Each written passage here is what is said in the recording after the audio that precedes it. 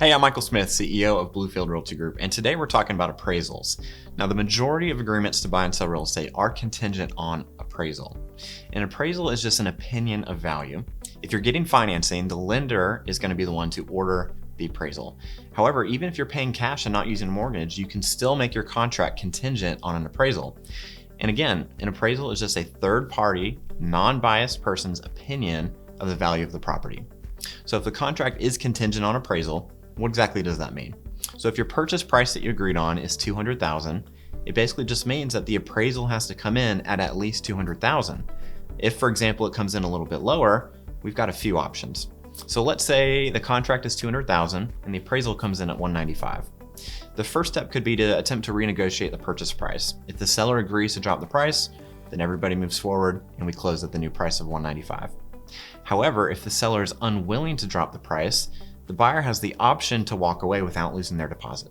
So how does the appraiser determine their opinion of value of the property? Well, they're going to look for what's called comparable sales.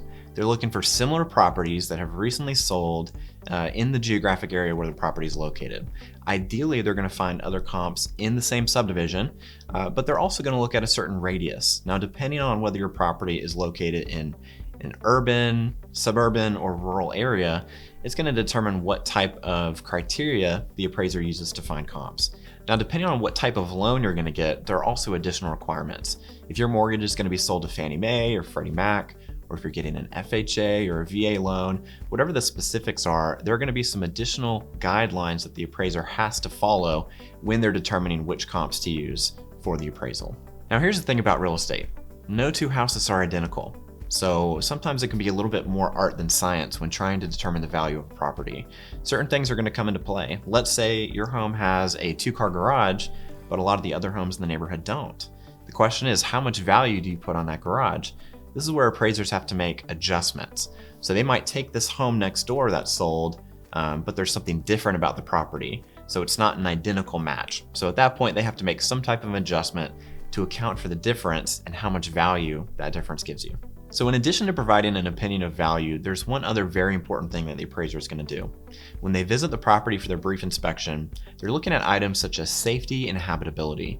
Whether you're getting an FHA, VA, or conventional loan, each of those loan types have their own set of specific requirements that the property has to meet in order to be financeable. So for example, if the appraiser goes out to the property and notices there's a hole in the ceiling, even if the value is there and you can justify the contract price, it's not going to pass appraisal because of the condition of the home.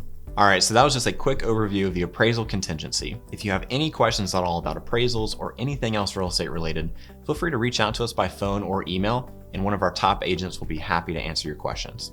At Bluefield Realty Group, we strive to be your guide through the real estate process, minimizing stress and maximizing results. Thanks so much for tuning in, and we'll see you next week.